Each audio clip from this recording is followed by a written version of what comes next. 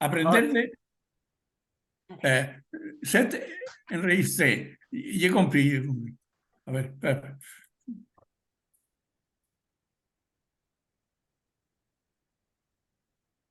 Bueno, Adelante. ahora sí.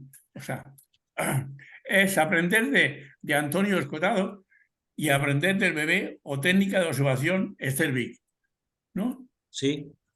Terminamos el seminario anterior comparando la vida de Antonio Escotado y la de Esther Vick, porque el método de observación de bebés tiene tanto del espíritu de Antonio Escotado y sus contundencias, pero los hechos de observación, para los hechos de observación, pero también muy valioso considerar su vida personal, que coincide con su obra. Antonio Escotado, él dice, he sido muy dichoso y cuenta que él nació cuando sus padres llevaban 10 años casados y creían que no iban a tener hijos. De modo, dice él, que a mí me dieron un trato de favor en favor, en términos máximos. Yo recuerdo como una masa de amor inconmensurable, incontenible, que desde entonces me obliga a estar a la altura del amor que me dieron. Mamá era, digamos, la pensadora de la casa, la que más leía, la que más reflexionaba, justamente a quien me parezco. Papá era un encanto, una gracia humana extraordinaria, generoso, colérico, y de papá saqué el mal genio. Vamos, los prontos. Y mira lo que dice, los brotes de vida. Son no solamente los brotes, sino los brotes de vida. De Sternberg nos muestra una vida entregada al psicoanálisis y al desarrollo de sus métodos de observación para ayudar a los enfermos, a las enfermeras en tiempos de guerra, para que pudieran comprender mejor la observación de la conducta de los pequeños. Sternberg estaba separada y no volvió a casarse.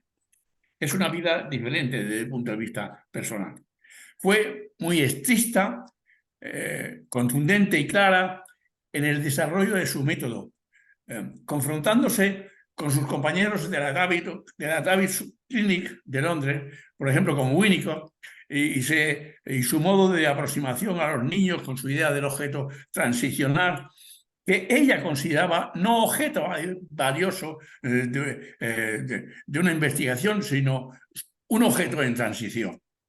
Y de una manera similar, sus ardorosas discusiones sobre la bondad de la doctrina del apego de Bowlby, discusiones que tuve ocasión de presenciar en los numerosos reuniones científicas que se celebraron en los congresos internacionales.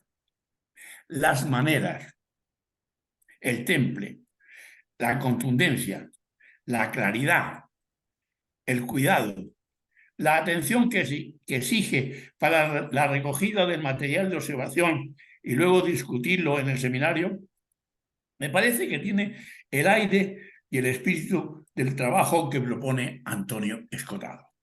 Continuamos hablando, o cito ya ahora las aportaciones de Escotado en relación con su, a través de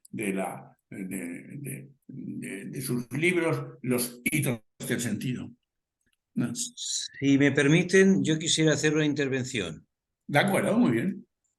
La intervención que a mí me gustaría, lo que me gustaría decir aquí, ¿no? Hola, buenas Es tardes. Hola, en buenas relación tardes. a los brotes de vida.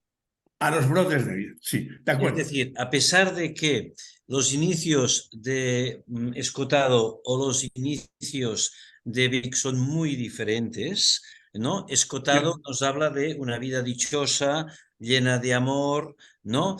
Mientras ya. que Vic tiene que afrontar la pérdida, tiene que afrontar la guerra, tiene que Ya. afrontar, ¿no? A pesar de esto, hay un ya. elemento vital en los dos y en muchísimas más. ¿Hay que, como has Un dicho? elemento vital, ¿no? De Ya, sobreponerse que acaba con esta idea de los brotes de vida. ¿No? ya, Y Esther Vick, ¿no? Todo su trabajo está en relación a entender ya, la vida en sus orígenes, ya, en ya, su complejidad, al igual que Escotado, ya, aunque ya, provienen de ya, una posición diferente. ya, de acuerdo. ¿Y ¿queréis decir alguna cosa más? Lo que es interesante de parte de Vic, que es que a pesar de no haber tenido, digamos, una vida feliz, porque, bueno, ya no se casó, se dedicó a trabajar, su relación con su trabajo de observación. Es decir, Antonio Escotado lo que propone es que si te acercas al saber, eres más feliz. O sea, que si te acercas a Sócrates, eres más feliz. No te dice que te tienes que casar o que tienes que llevar una vida feliz, que como consecuencia del saber, yo creo que él es feliz, pero que no es necesario el casarse, sino que el saber en sí conlleva la posibilidad de la felicidad y del conocimiento y del bienestar. O sea, esa sería un poco la idea que se puede sacar también de la observación de bebés. ¿Alguna cosa más queréis decir? Pensaba que lo que comenta ahora a mí me hace recordar algo que he estado releyendo, ¿no? Estos días, que hablaba de la observación de bebés como un punto de partida, ¿no? No tanto un punto de llegada, en el Ya, sentido de que es un saber que es inabastable, no se alcanza ese lugar, sino que ya, es un continuo estar en el umbral, en una disponibilidad, una flexibilidad, una apertura, ¿no? Para ya, poder estar atento, ¿no? Con esa ya, atención sensible y esa capacidad para poder reflexionar, ¿no? Para que nos ya, pueda transformar la propia realidad, ¿no? ya. Que es un poco acercarse a la sabiduría. O sea, acercarse al saber, exactamente, ¿no? Sería esta cosa, ¿no? ¿No? ¿De acuerdo? Entonces, comentamos, ¿alguna cosa más queréis comentar? No, no, un poquito esa similitud, ¿no?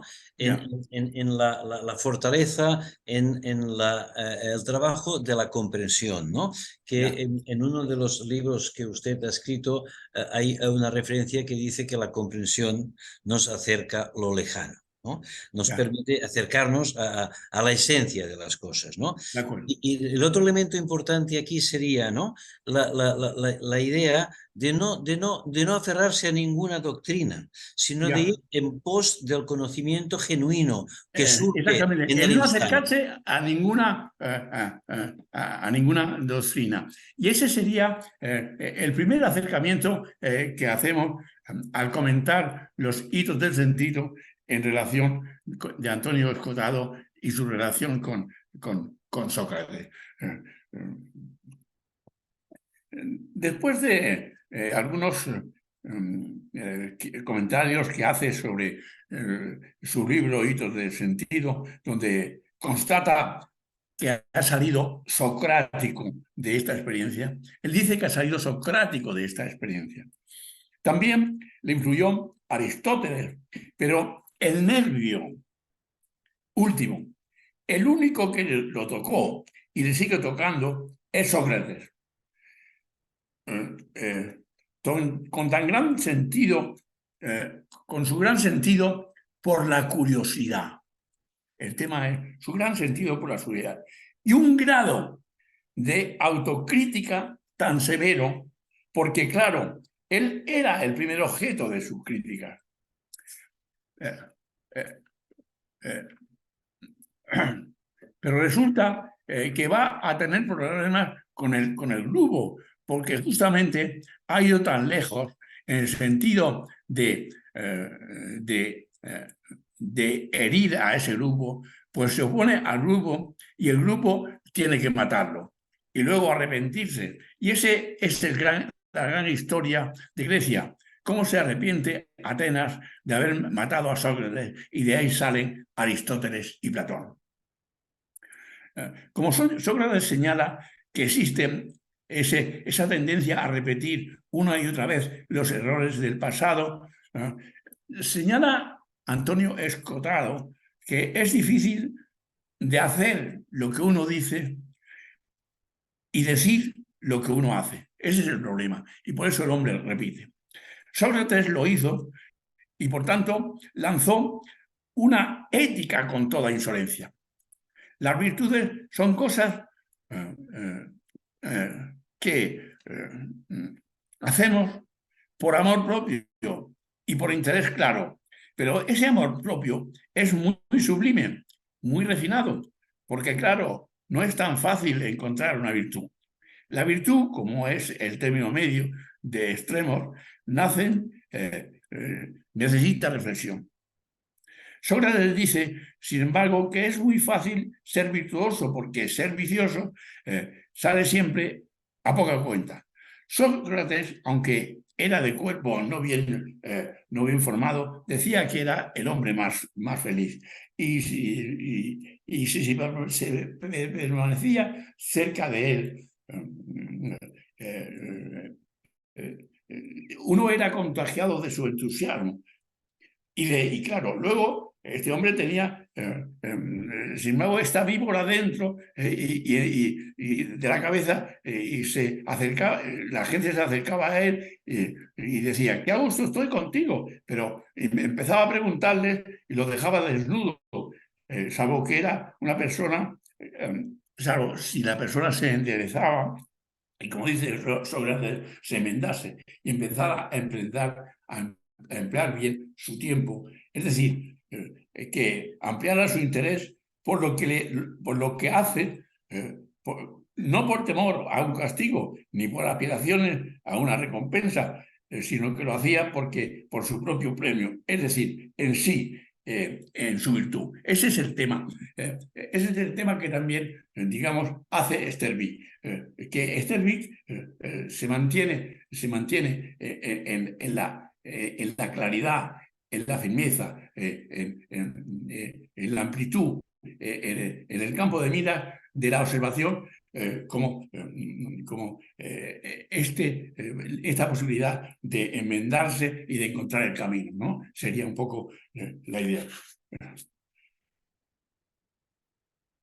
¿Queréis comentar alguna cosa? ¿O seguimos?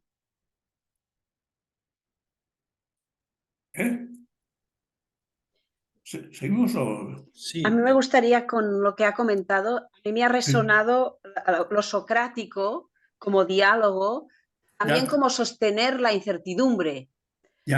Esa curiosidad que implica, de algún modo, ese poder sostener ese momento en que se está haciendo, en la técnica de observación se está observando, digamos también que la idea sería sin un prejuicio, sino realmente poder acercarse libre o al máximo que se pueda, ¿no?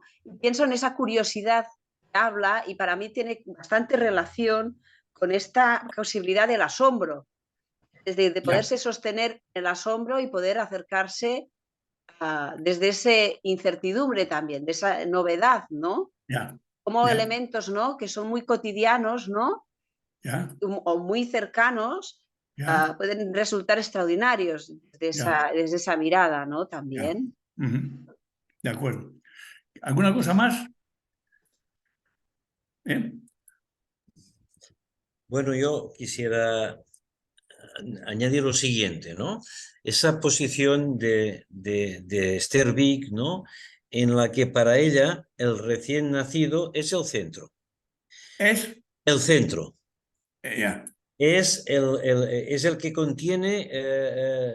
¿Has dicho el feto? Es el que contiene en ese momento toda la historia de la humanidad. De acuerdo. Y por tanto, con la posibilidad de una nueva mirada. De una nueva mirada, de acuerdo. Yo creo que Escotado también se acercaba a sus experiencias buscando en cada una de ellas la historia de la humanidad. De acuerdo. de acuerdo. Sí. Él habla aquí, en primer lugar, de la virtud. O sea, ¿qué es la virtud? La virtud es, en griego es el arete, y en latín es virtud. Y también del griego, del latín, virtus es virilidad, que es más romana. Y aquí hay toda la diferencia y toda la ambigüedad que hay en el conocimiento griego, de que los griegos son muy libertinos, muy licenciosos, muy poco virtuosos, bueno, bueno, esta virtud no se ve tan clara en los griegos. No sé. O sea, por tanto, ¿qué pensáis vosotros al respecto?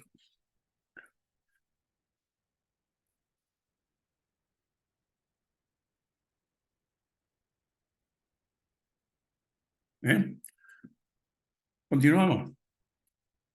Sí. Bueno, por otra parte, en el libro de la historia de Sócrates, se le compara con Jesús y dice que ambos se parecían, aparte de por haber muerto por la autoridad. O sea, los dos fueron, Jesús fue muerto en la cruz y Sócrates fue envenenado por el poder. Aparte de esa cosa, los dos eran agrafos.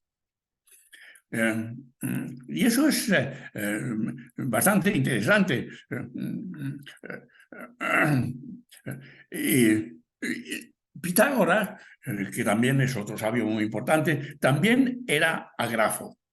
En el caso de Sócrates, era agrafo para no fosilizar su discurso, porque él sabía que venía con una cosa tan nueva como denunciar el dogmatismo. Aquí, y esta es una idea muy fértil y muy interesante.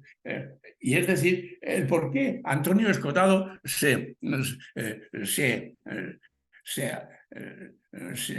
ata a Sócrates, se va hacia Sócrates, porque viene con una doctrina muy nueva, que es denunciar el dogmatismo. No había un señor que, como dice la Pitia de Delfos, es el más sabio de la isla de Delfos, porque sabía que no sabía nada. No había un tipo como ese. Entonces, cualquier cosa que hubiera fijado en la letra se hubiera quedado como verdad revelada. Y él lo que quería es lo contrario, dejar la llama de la inquietud. Dejar la llama de la inquietud. Esta es una idea muy importante que señala el por qué Antonio Escotado se hace bueno, partidario de Sócrates, se hace socrático, porque le deja la llama de la inquietud. Pero ese espíritu lo encontramos también en Sterbeek. Es decir, Sterbeek no tenía la llama del amor, digamos, del compañero, del tal, pero tenía la llama del conocimiento, del descubrir, de la novedad, de lo incógnito, de lo desconocido, de cada sesión. Y decía, y mandaba al observador a la casa para que se dejara impresionar por todas y cada una de los acontecimientos, de los detalles, de las relaciones, de las ausencias, de las presencias, etcétera, etcétera. Ese es el paso fundamental que había en esa situación. ¿No? O sea, dejarse influenciar por por esa llama de la inquietud. ¿Estamos?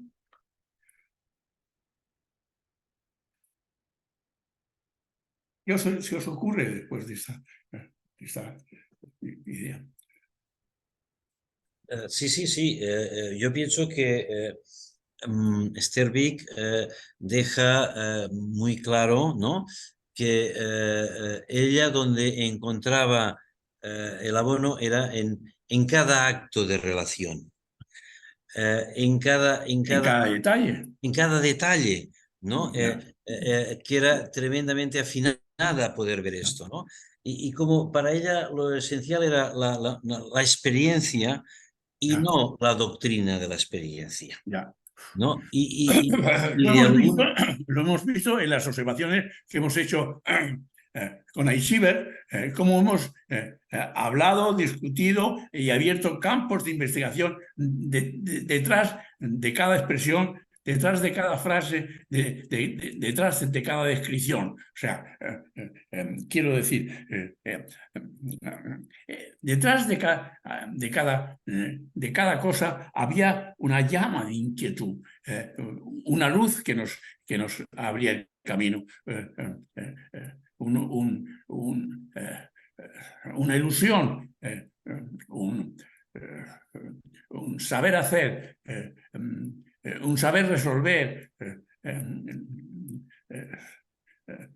un saber contestar las incógnitas, etcétera, etcétera, ¿no? Sí, si me permite, ¿no?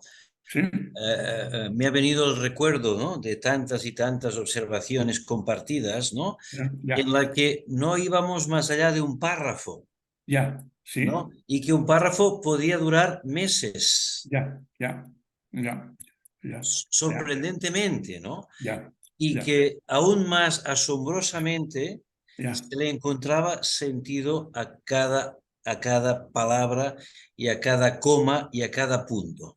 ya, de acuerdo. ¿Alguna cosa más, Marta? ¿Se te ocurre? Ah, la otra cuestión es que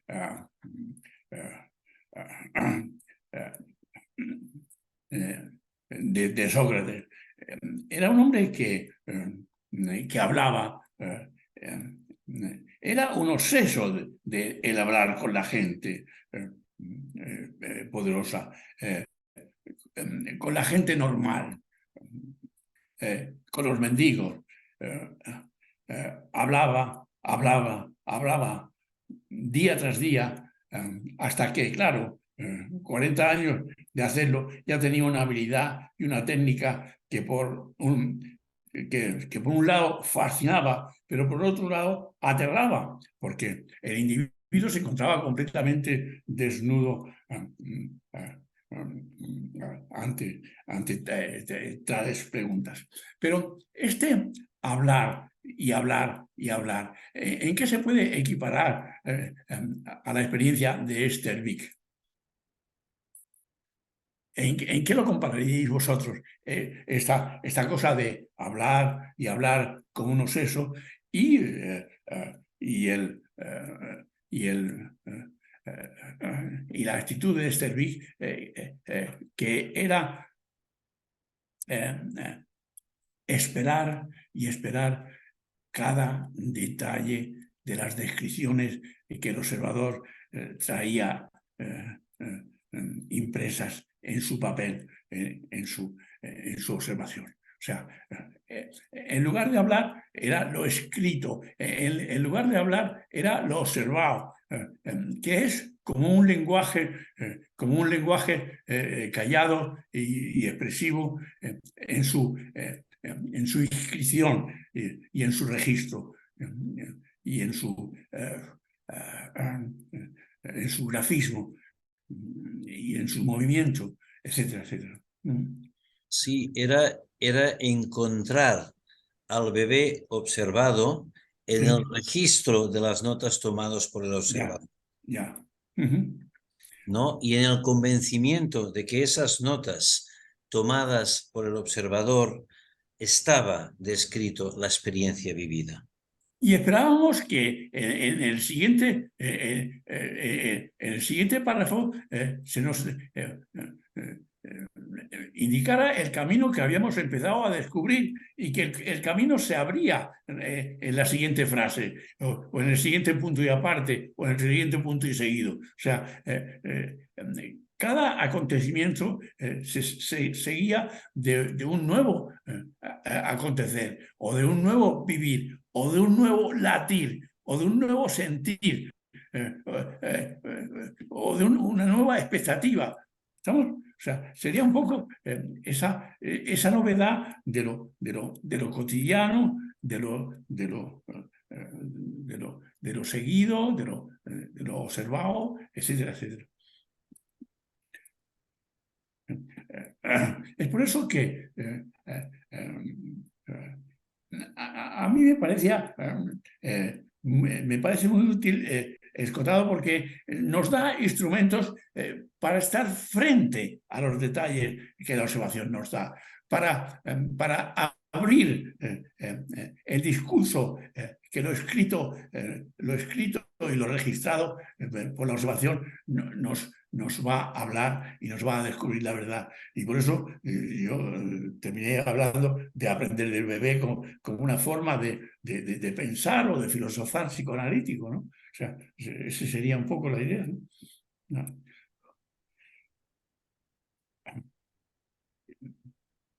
¿Sí? Estaba en los diferentes lenguajes, ¿no?, que han traído usted. Habla del lenguaje de esa espera, ¿no?, o de ese lenguaje silencioso. El bebé también nos trae, ¿no? El bebé también, en su forma de expresión, en su forma de comunicación, ¿no? Todavía no accede a un lenguaje, ¿no? Cómo nos abre también a podernos situar nosotros desde ese poder esperar. Ese poder esperar que da esperanza y esa paciencia. También pensaba en la idea de la paciencia, ¿no? De ese poder esperar con esperanza, ¿no? Eso también es un elemento de la propia existencia, ¿no? Humana ante el dolor y el sufrimiento, ¿no? Y sobre todo más que paciencia, perseverancia. O sea, quiero decir, hay una paciencia, pero hay también una perseverancia para poder descubrir cosas, para poder registrar situaciones, para poder abrir los ojos, para poder ver más claro cada día. O sea, ese es... de la primera observación a la última, hay todo un aprendizaje cotidiano en ese registrar que corresponde al hablar y hablar sin parar de Sócrates, porque él habla permanentemente. Es decir, que la verdad se puede descubrir, que la verdad se puede abrir, que la verdad se puede expresar, que la verdad nos puede ayudar.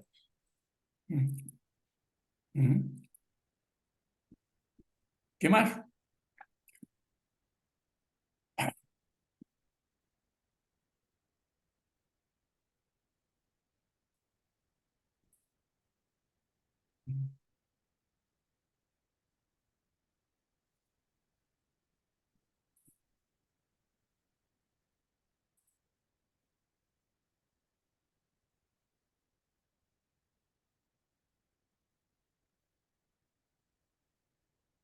Hay aquí otro criterio que es después de socrático, después dejar la llama de la inquietud, dejarse poseer por la llama de la inquietud. Hay otro elemento aquí interesante, y es que Sócrates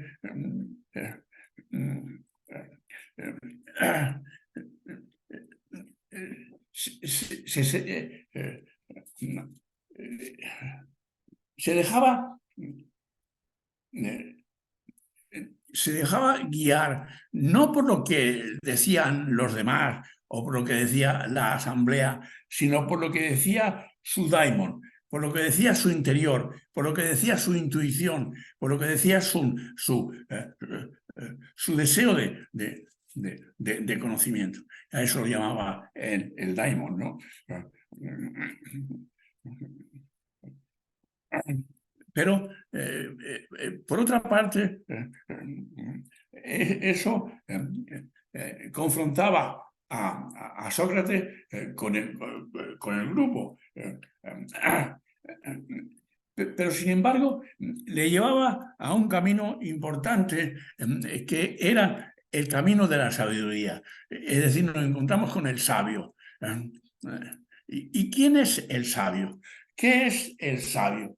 O sea, el sabio es un hombre nuevo, es un hombre diferente. Es un personaje nuevo porque no tiene ambiciones políticas ni de dinero, pero sí una ambición de independencia. Y va armado de tres cosas fortísimas, que es el autoanálisis, o sea, conócete a ti mismo,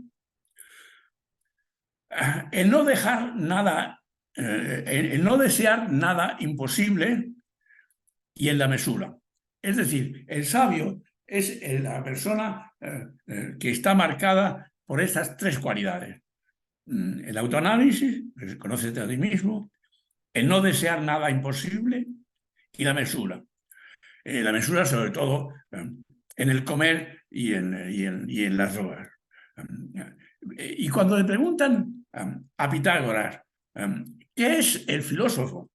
En las Olimpiadas, y entonces él contesta, en las Olimpiadas unos vienen a ganar, otros vienen a vibrar. Nosotros, y por eso nos llamamos filósofos, venimos a observar detenidamente.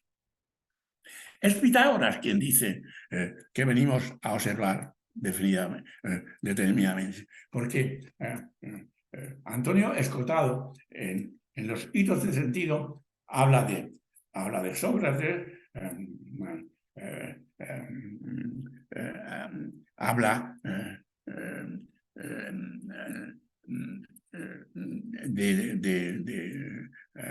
¿cómo se llama? De Platón, de una forma que realmente es bastante inquietante, ¿no? Él valora mucho el pensamiento de Platón como ideas. La idea de Platón para él le parece fantástica, pero dice su valoración del poder, su valoración de la religión y de los dioses, dice, eso a veces me hace que no crea mucho y me pone en duda. Sin embargo, yo he cogido trozos enteros de Platón y los he puesto en mis libros porque la idea de Platón es muy, muy útil, ¿no? O sea,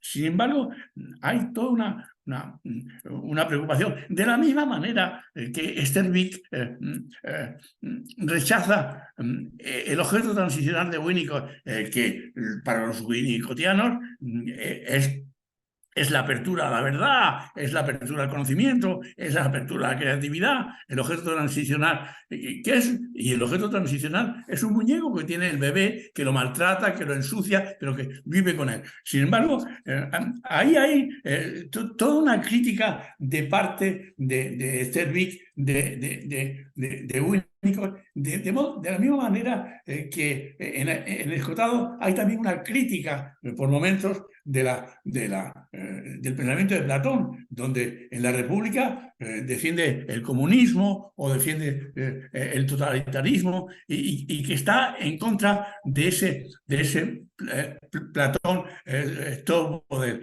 ¿no? Y que en Sterby sería un poco la crítica que se hace de Winnicott. Daros cuenta que yo, en mi larga historia que habéis vivido conmigo en los seminarios, yo prácticamente nunca he utilizado las posibilidades que tiene el objeto transicional, que posiblemente son muy ricas y que sí que son ricas y que yo comprendo. Sin embargo, no he perdido un minuto como Sterby en ocuparme del objeto transicional.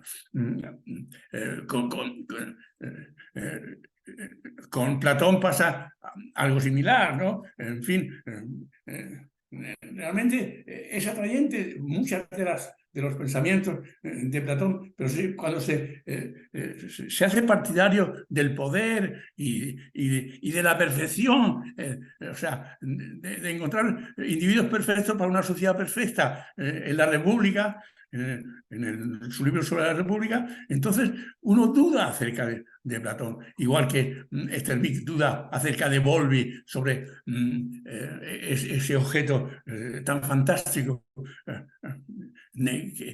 o ese pensamiento tan fantástico del apego, ¿no? O sea, entonces, bueno, ahí está esa situación. Ahora, señalaba esto en relación con la valoración de Aristóteles, con la valoración de Sócrates, pero también con la valoración que hace Escotado de Pitágoras. Y de nuevo entramos en esto, que Pitágoras dice que venimos a observar detenidamente. Esta es la característica fundamental de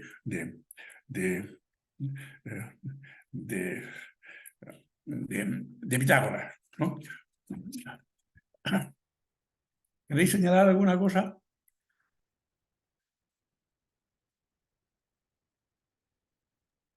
Bueno,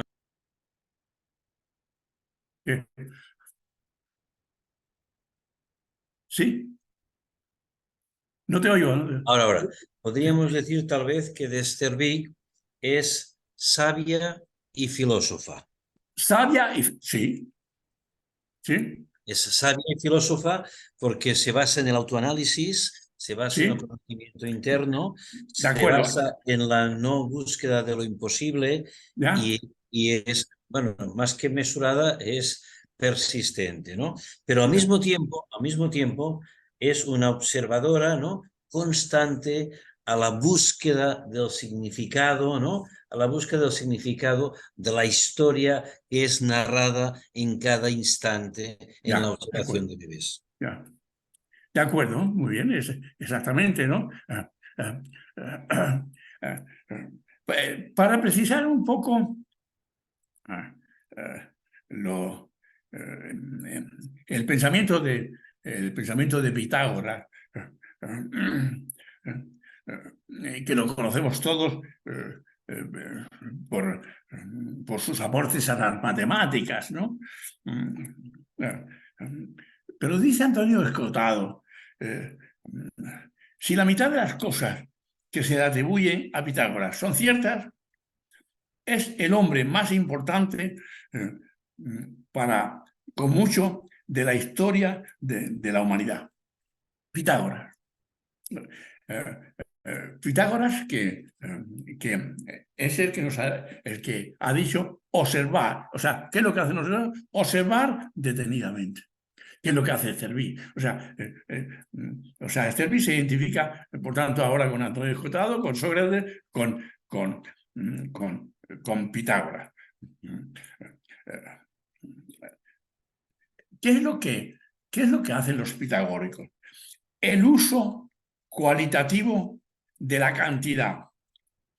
Es decir, si coges la magnitud y dejas que la magnitud sea distinta y se convierte en una realidad relativa para decir que todas las cosas son, que tales cosas son tales cosas y tales son las otras, eso es una cosa prodigiosa.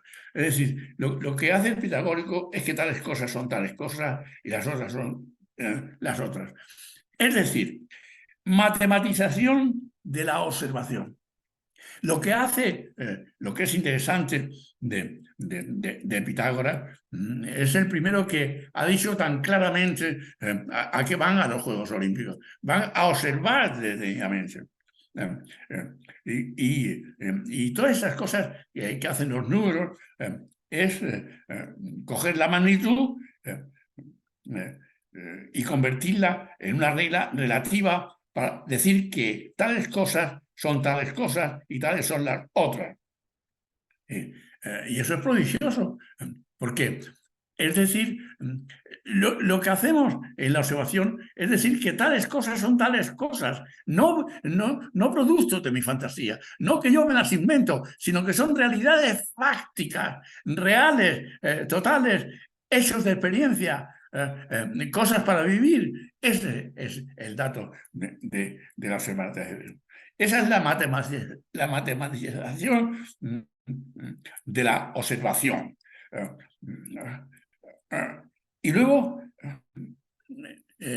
lo que es interesante de Pitágoras es que lleva la matematización a la música, que es lo más, de la música es lo más emocional, lo más principio separado de ella.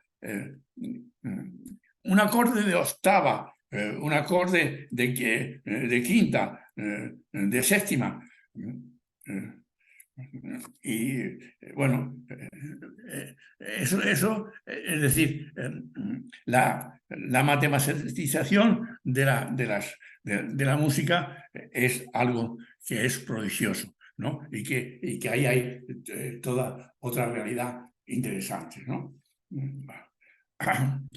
Sin embargo, todos estos autores tienen un lado, digamos, oscuro, porque Hipócrates era el Mesías de una sociedad secreta, y que parte de las cosas que hacían eran rarísimas y muy difícil de comprender. Por ejemplo, no se acercaban a las habas, no comían habas, porque parecían... Es una cosa rarísima, no comer habas. ¿Qué es eso? Pero eso es una cosa de Pitágoras, de los pitagóricos. Y dice Antonio Escotado, pero había otras cosas que eran un poco más serias y difíciles de tragar. Es que llegaron a matar a alguna persona, a matarla, porque había hablado de la inconmensurabilidad del lado del triángulo. Y entonces eso, si es no sabemos si es verdad, ¿no? Pero si fuera verdad, es terrible. Es decir, que los pitagóricos habían matado a un señor por un pensamiento de esa calidad. Pero luego existían toda esa cuestión de los números mágicos, misteriosos, y que no es magia, sino es el primer tratamiento científico de la cantidad. O sea, lo que es... Hay esta ambigüedad de los pitagóricos, pero luego hay esta realidad que es matemática, ¿no? Los números mágicos misteriosos, que son el primer tratamiento científico de la cantidad. O sea, que ese sería un tema muy importante, ¿no? En fin. Bueno, o sea, estos son los personajes fundamentales que veíamos hoy. Sócrates con sus ideas no mágicas, no dogmáticas, contra el dogmatismo, por el hablar, por el comunicar. Hemos equiparado el hablar con el registrar de la observación, con el ver, con los detalles de la observación, que es importante. O sea, equiparar una cosa con la otra, equiparar el ver con el tal, en fin. ¿Qué más? Bueno, se me ocurría que lo hemos equiparado con la descripción, pero la descripción está unida a hechos de La descripción de... la descripción, hemos equiparado, ¿no?, la idea de la descripción Sí. de la observación. Pensaban que la descripción, pero está hecha de experiencia, de hecho. O sea, ¿Esta qué era? la descripción es hecha de experiencia. Ya. ¿Cómo quieres Experiencia decir? en el sentido de que a mí me ha dado el seminario el momento, ¿no?, en que uno puede volver a leer, ¿no?, aquello que uno escribió. Ya, Allí es donde uno puede escuchar esa música. ya, Esa realidad, ya, ¿no?, concreta de hechos, ya. pasamos a un elemento que tiene que ver con la experiencia, con lo que nos conmociona o nos impresiona de la experiencia, que es este aspecto musical. Es algo Ah, más intuitivo, de hecho. ya, ya, Pensaba en este contraste entre lo escrito, que podría ser algo sin vida, ¿no?, y ya. cómo poder estrujar, ¿no?, o cómo poder ah, sacar, ¿no?, La emoción, encontrar la emoción mm, en la experiencia escrita, ¿no? O sea, encontrar el latido del ser, el latido del querer, el, el latido de dar un paso adelante, etc. O sea, algo así. ¿Qué más? ¿Sí? Dime. ¿Me ibas a decir algo, Enrique? Sí, a mí me ha llamado especialmente la atención esta idea de la matematización de la observación, Exactamente. Ya. ¿no? Porque la matematización de la observación no es que 2 y 2 siempre dan 4. Ya. No va por aquí, va No, no. por la búsqueda de que cada acto tiene una única comprensión de significado, Una única. un único significado. De Ese es el acuerdo. Y tema de eso hay la... que buscarlo. Y eso es una realidad. Y no es una fantasía que yo pueda cambiarlo en mi capricho. O sea, que son caminos o rieles fijos o pasos de río por donde pasa la vida y por donde pasa la emoción. O sea, que esa es, y eso es una matematización que son fabas contadas. Pero, y digo fabas contadas porque meto la sospecha de Pitágoras, ¿no? Con las fabas que no le gustaban. O sea, pero sin embargo, hay ahí en esa matematización de la observación. Matematización de la observación es decir, que una cosa es tal cosa y no tal otra. Matematización es fijar el contenido de lo que es y no de lo que la fantasía quiere ser o aparenta ser o el dogma que cambia las cosas a tu capricho. Y aquí no es el capricho. Tú te quedas sentado y te sometes a la visión y a la percepción de los actos y a la percepción de los sentimientos y a la percepción de los deseos y a la percepción de las insatisfacciones y, y al descuido de las al registro del descuido de las experiencias vitales, ¿no? ¿Qué más cosas? Y al mismo tiempo son únicas e irrepetibles. Exacto. Es decir, que ahí podríamos decir un poco en tono de broma, que es que 2 y 2 no siempre son 4. Ya. De acuerdo. Puede ser uno uno que es el amor que Antonio Escotado sentía por su madre y por su padre, que lo hace uno.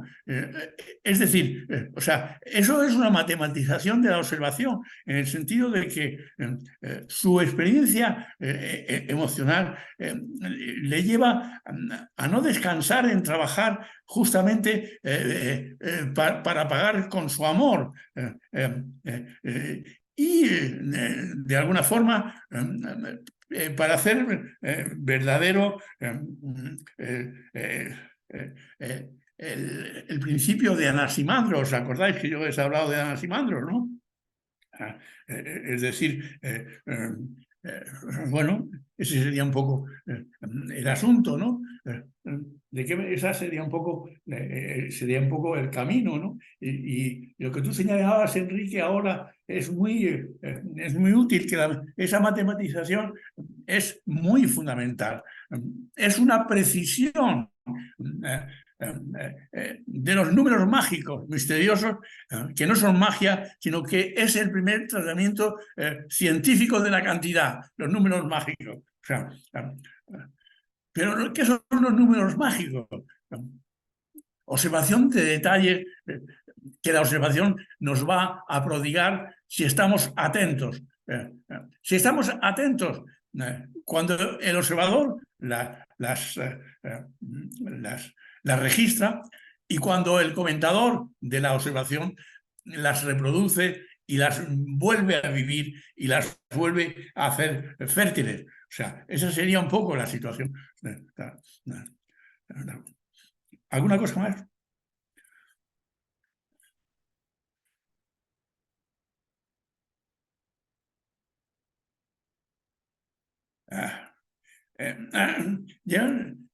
Bueno, hemos señalado algunas cosas, nos quedan unos pocos minutos.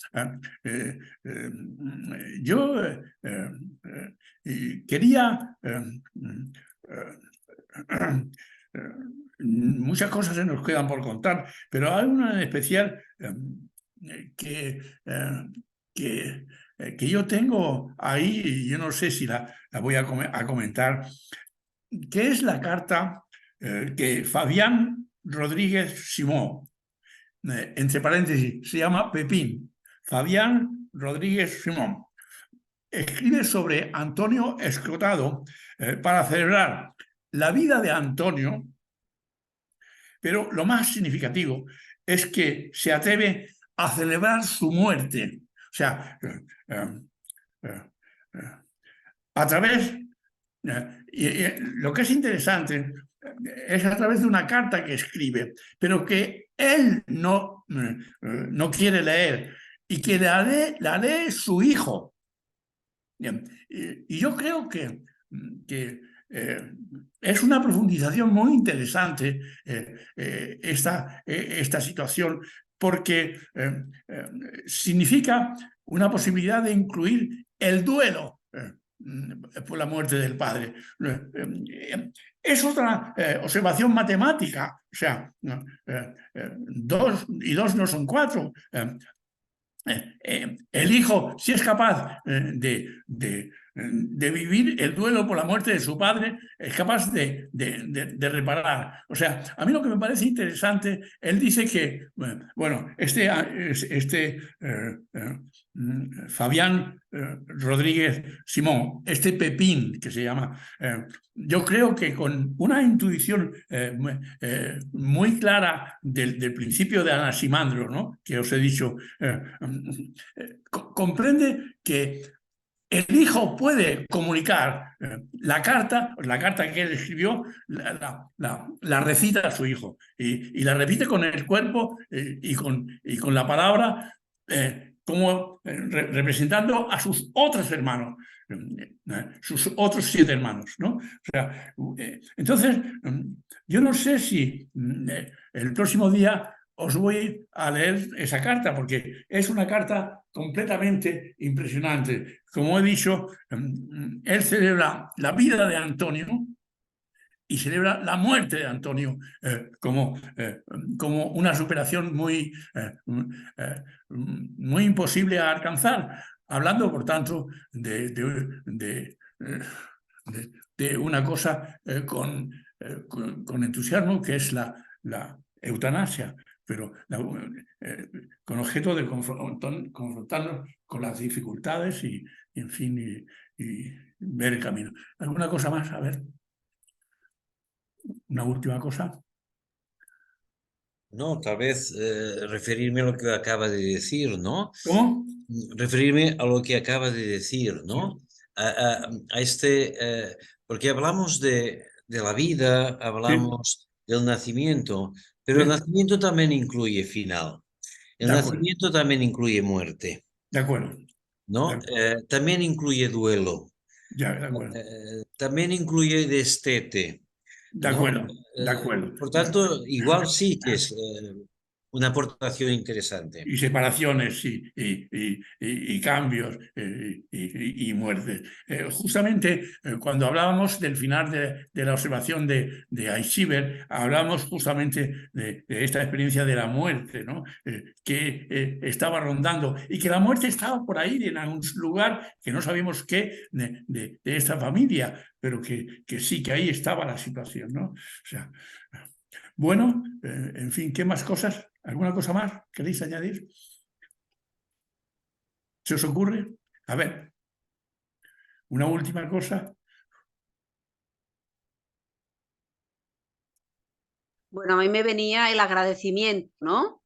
¿Eh? Sí, Agradecimiento sí, sí. como idea, ¿no? El agradecimiento, de acuerdo, sí. Yo creo que está muy bien. Yo creo que esa es la palabra que se puede añadir en esta participación, en esta inclusión del hijo. Porque una de las cosas fundamentales que vimos en la última observación de Aichiber es cómo el padre no estaba incluido, cómo el padre estaba excluido y no estaba incluido. Y aquí, cómo el hijo se incluye en una cosa tan dolorosa como hablar